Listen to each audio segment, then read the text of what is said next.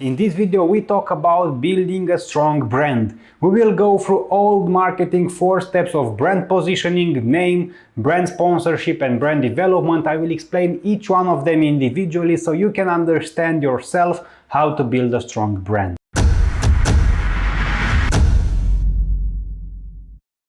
Of course, that marketing is quite complex, therefore let's begin our journey at the beginning to define what a brand is. A brand represents everything that a product or service means to consumers. Brands are valuable assets to a company that must be carefully developed and managed. Brands represent consumers' perceptions and feelings about a product and its performance, and they are key elements in companies' relationships with consumers, and they are more important than the actual product in the head of the consumer. And when we talk about the brand, in order to be able to, well, let's say measure it, we talk about 2 main brand attributes. We talk about the brand value and about the brand equity. Brand equity is the differential effects that knowing the brand name has on customer response to the products of its marketing. So to understand brand equity, it is about the name of the company and what response is in the consumer. What does it mean? Let's take an example. Harley Davidson. Okay, you know that Harley Davidson is a brand that produces motorcycles. You don't need to know the name of the real company. Maybe the company is Dirt Bike 123 whatever NGO. We don't know the name of the real company. We don't know the name of the specific motorcycles, which are specific products. We don't know anything about the company but the brand itself. And however, because the brand has a good image and has a good reputation, we would quite believe that they produce good motorcycles and we would be inclined to consider buying from them. This is the power of a strong brand equity. Brand value is the total financials of a brand. Positive brand equity derives from consumer feelings about and connections with a brand. Although measuring it is quite difficult, numbers show that Apple is worth more than 185 billion, Google goes over 113 billion, and McDonald's conquers well over 90 billion. And of course, these numbers is just the brand itself, not the company, not the products, not the deposit with the products, just the brand itself. This figure shows us the major brand strategy decisions involving brand positioning, name selection, sponsorship, and development. A company needs to go through all these 4 steps when it wants to build a strong brand. About position and differentiation of products, you can watch this video here to learn more because I've created one separately for that. But in this video we talk about the positioning of brands. And as you already know from the products, branding and positioning, you know that it's about the positioning in the mind of the consumers.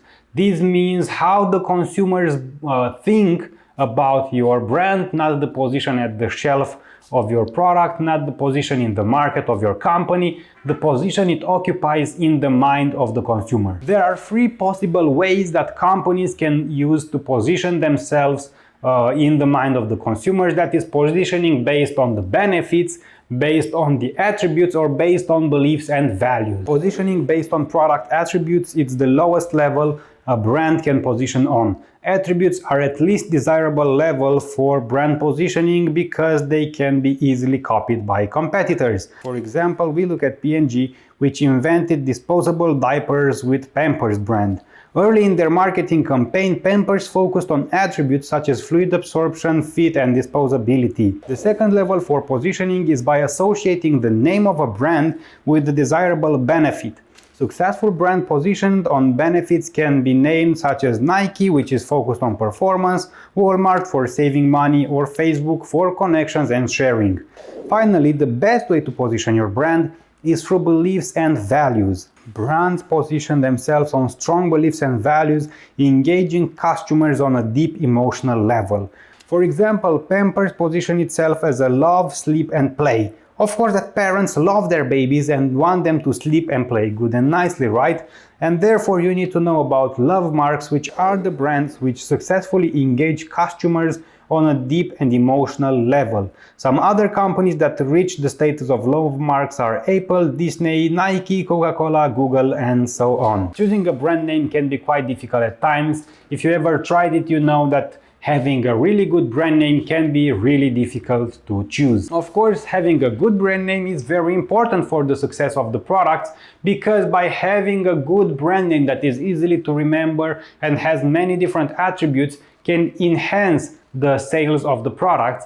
And this is why, going on, you should carefully analyze the benefits your product provides, what the product does, and the market you operate within. When you know all these details, we can look at the following strategies. A brand name should suggest something about the product's benefits and qualities, for example, Snapchat or Pinterest. 2. It should be easily to pronounce, recognize, and remember, for example, iPad or Twitter. It should be distinctive, for example, Panera and Zappos. It should be extendable, like Amazon.com, which switched from selling books to more categories. And the name should translate easily into foreign languages, for example, the company Exxon. And it should be also capable of registration and legal protection. It should not be already registered or used by another company. Consider that these criteria are quite efficient when you want to evaluate a brand name that you might have thought about. And going on, I will also give you an example of a company. It's called Silk, that brands and it sells soy milk. Silk. So it can be the benefit, the name of the product all in one, and all these suggestions together should help you find a good brand name. Going on, the third step in building a strong brand is brand sponsorship. Well, on a resume, it is about how company sells its products for manufacturers. So remember that this only applies to manufacturer companies, and because this can be quite complex, I will only keep it to the essential information you need to know about this. There are 4 options a manufacturer has. Launching the product as a national brand, so you manufacture it and you sell the products under your brand name. The second option is you may sell your products to resellers who give the product a private brand name or a store brand name or a distributor brand name. It means that you sell your products to resellers and they sell it after that with their brand name. The third option is licensing your brand. Your company can license name and symbols previously created by other manufacturers, known celebrities, or characters from popular movies and so on, and of course that for this you have to pay a fee. And finally, you can co-brand a product, which means that 2 companies can join forces and co-brand a product, for example KitKat and Google, which created the KitKat operating systems. Of course that each option has minuses and pluses, but in this video we will resume it to this information. It's quite complex to go in depth about it. You should only know about these 4 possible ways for brand sponsorship, and when you decide on one of them you can explore it further. Brand development is the last stage in building a strong brand. So far you should have decided the brand name, the brand positioning, and the brand sponsorship, right? This figure shows us that a company has 4 choices when it comes to developing brands. It can introduce line extensions, brand extension, multi-brands, or new brands. Let's see their definition. Line extension means that extending an existing brand name to new forms, colors, sizes, ingredients, or flavors of an existing product category. For example, KFC extended its finger-licking good chicken lineup to grilled chicken, boneless fried chicken, chicken tenders, hot wings, chicken bites, and so on. In line extension, you keep the existing brand and extending the offerings. Brand extension means extending an existing brand name to new product categories. For example, Starbucks extended its retail coffee shops by adding packaged supermarket coffees. Selling products in supermarket was new for them, so the new product category refers to something new for the brand, not for the market. Multi-brands are brands that have many different brands in a given product category. For example, PepsiCo is a multi-brand that has at least 8 brands in soft drinks. We can name Pepsi, Sierra Mist, Mountain Dew, Manzilla, Mirinda, and so on. PepsiCo is also one example that went brand extension and multi-brands in the same time because they own multiple brands in multiple categories of products.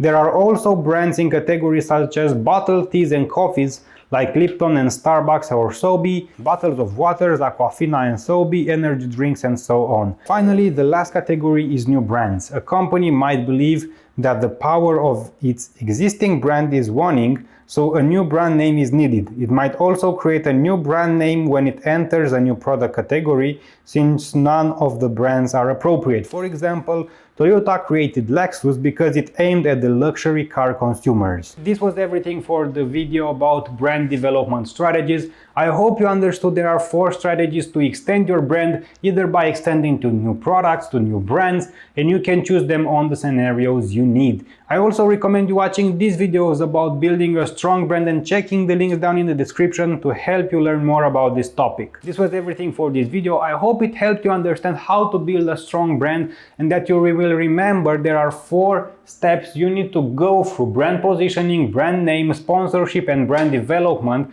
And after you go through all these 4 steps, you can consider your brand as going on towards a strong and powerful one. If you want to learn more about branding and how to configure your product, because the product is also important, watch this video right here about the 3 levels of a product that companies should be mindful about when they create a product they want to sell to customers. Before checking my channel for another video about corporate communication or marketing, I recommend you to check the links down in the description, because there is a link that will help you greatly if you are an entrepreneur, you just opened your very first company, or you want to build a business plan, or you are a manager of a company. I've designed a complete business plan that includes a communication strategy and a marketing strategy for a company that you want to open. There is a manual with step-by-step, a by-the-book, set of instructions and all the information you need to know when you want to create a marketing and a communication strategy for a new company.